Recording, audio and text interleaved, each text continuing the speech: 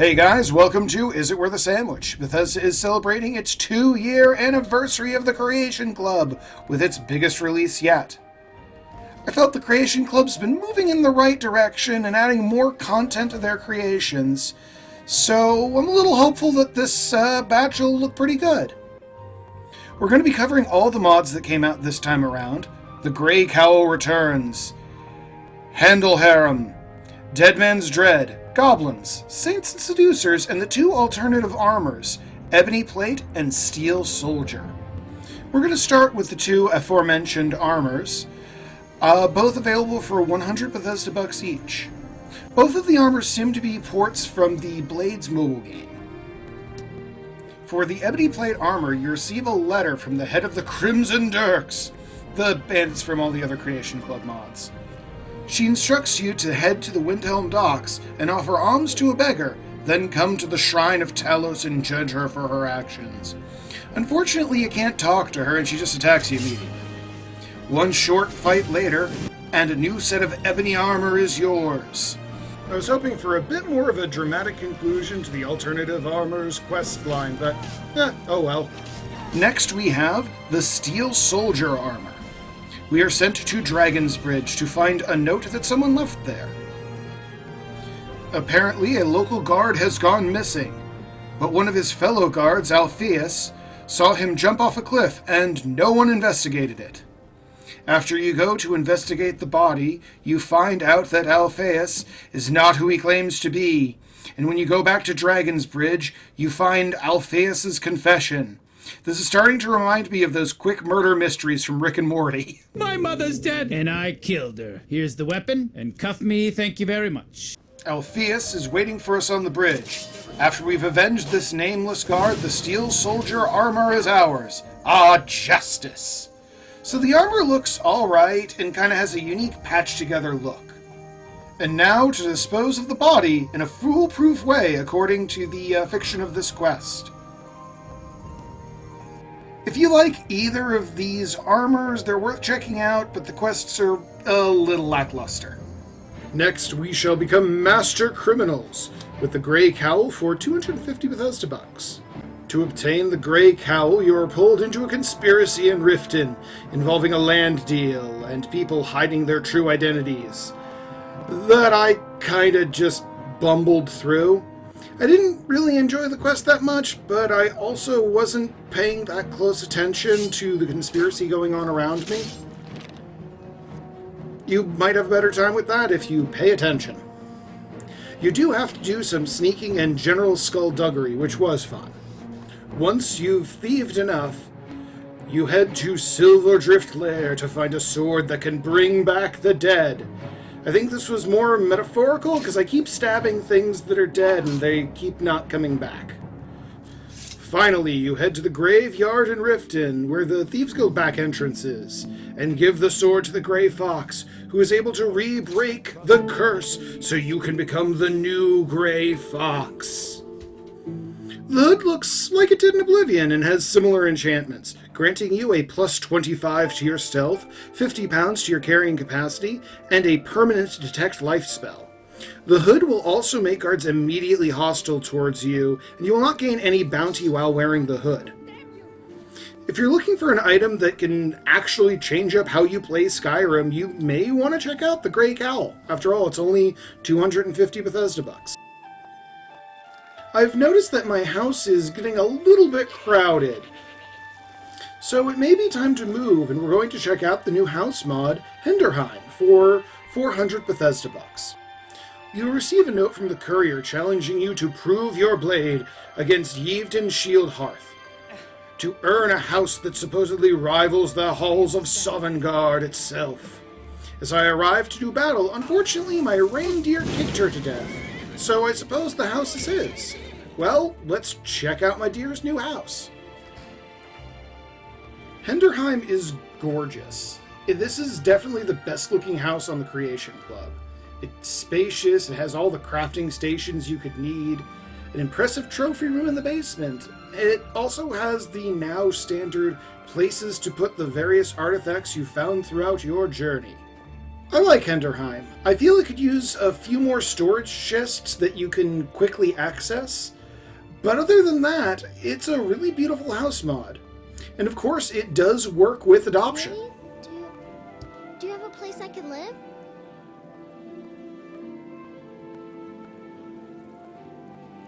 Oh, wow. Are you sure? You really wouldn't mind?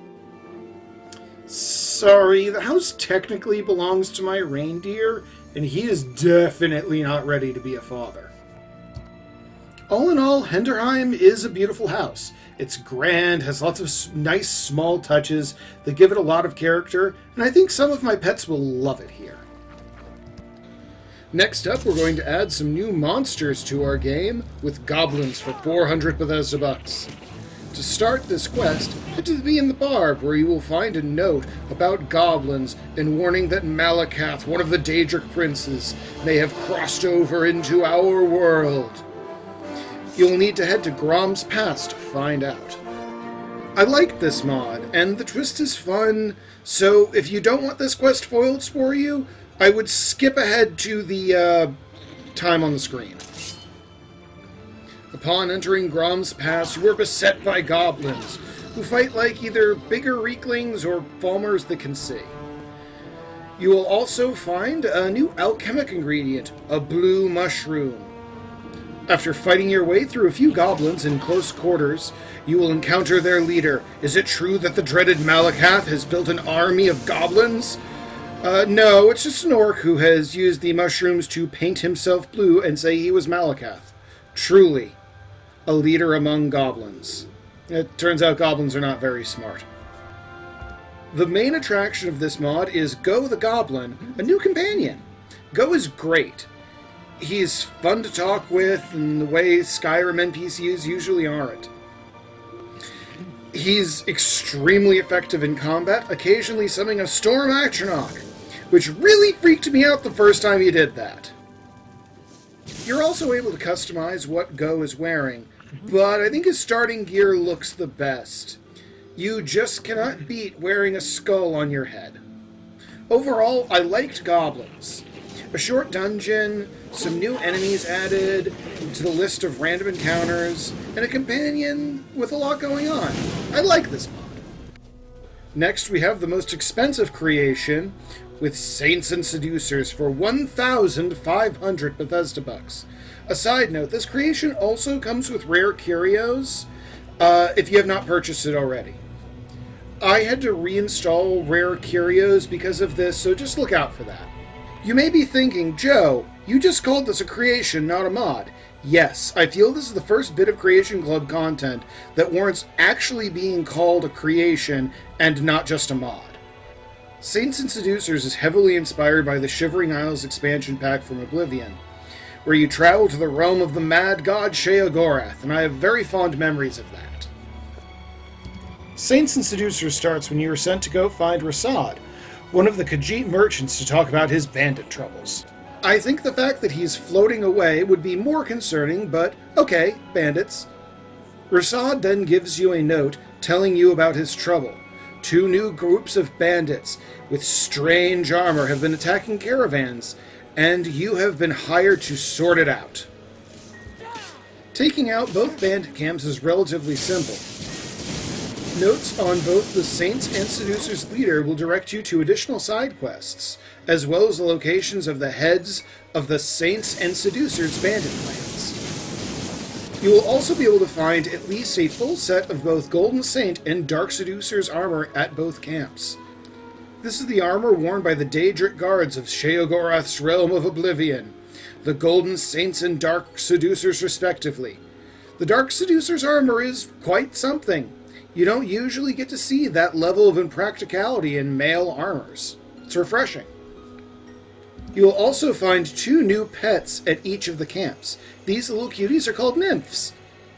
Like the other pets from the Creation Club mods, they will not directly help you in combat and are completely immune from damage. You also get the standard, at this point, summoning spell for them. I really like these little guys, but enough doting on my new pets. We have bandits to slay. After killing the heads of both the Saints and Seducers bandit clans, you will find out that both groups were being funded by a mad conjurer named Thorin, who is located in the Sewers of Solitude. Finally, we'll be able to enter the Sewers of Solitude. These manhole covers will taunt me no more.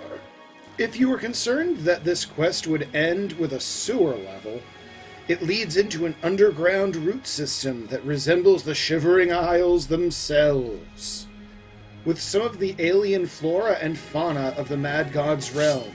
Boy, I'm glad I sent my nymphs home, so they wouldn't have to see this.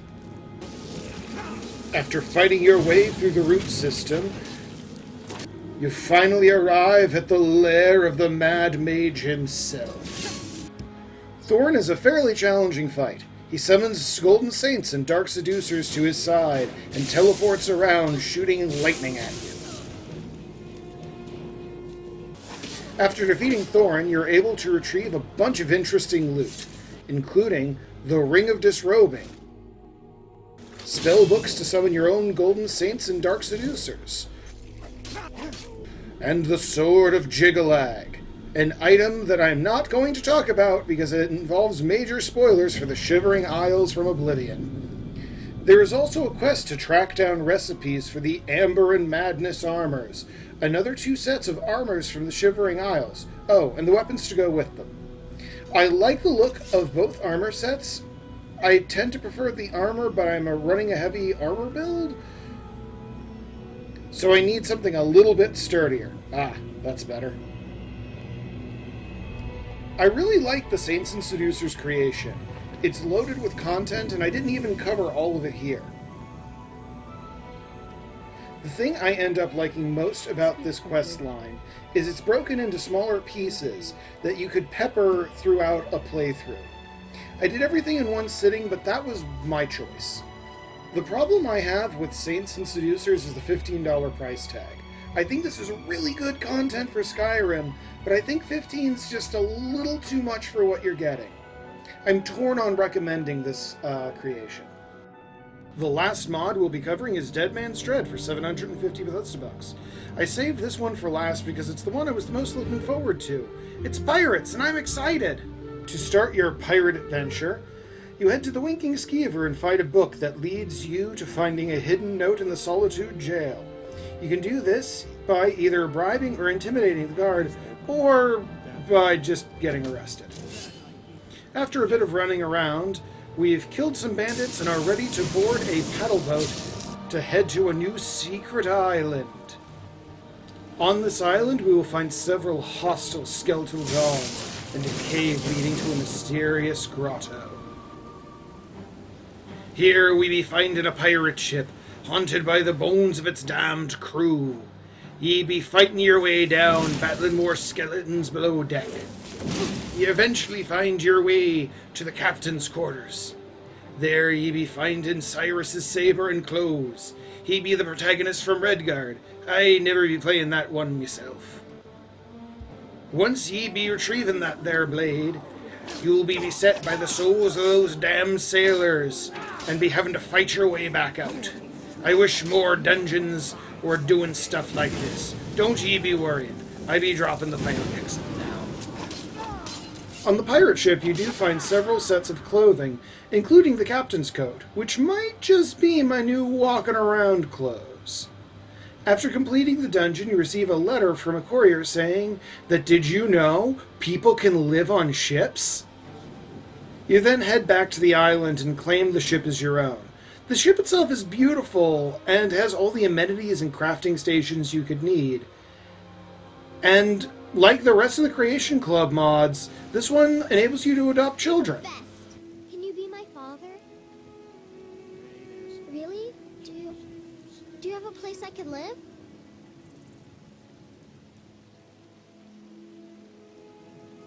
Oh, wow. Are you sure? You really wouldn't mind? Honestly, kid, if you think I'm going to adopt you at this point, that's more on you than on me. Oh, well. Thanks anyway, I suppose. There's a few things that let me down about this mod. The first is that the boat is landlocked. I can understand that it would have been difficult to bring the ship to different ports, but that would have been amazingly cool. It would have been a scripting nightmare, but I can't help but feel that this was a missed opportunity. Another thing that did bother me was that you cannot fast travel from the island to Skyrim, but instead you have to take the boat back to the mainland and then fast travel. This might get fixed with a patch, but I'm getting this content out really late, and it wasn't fixed at the time of writing this. Finally, there's nothing to explore on this mysterious island, just a couple of undead dogs and invisible walls. It just screams like another missed opportunity. I do really like the new sword, it's powerful, and I'm probably going to keep using it in the future. I really wanted to like this mod, but it just missed the mark for me. So with this new batch of Creation Club content, I at least liked most of it. And that's an improvement. Everything they released at least had some new content to it, and not just dropping an item in your inventory. The thing that does worry me is it seems Bethesda is conditioning its most hardcore fans to expect less from their content and to pay more for it. That just kind of skeeves me out. But what do you think about the Creation Club? Let me know in the comments. Next time, I'm going to try and get this content out at a bit more of a reasonable pace. Hopefully. Well, we'll see you next time.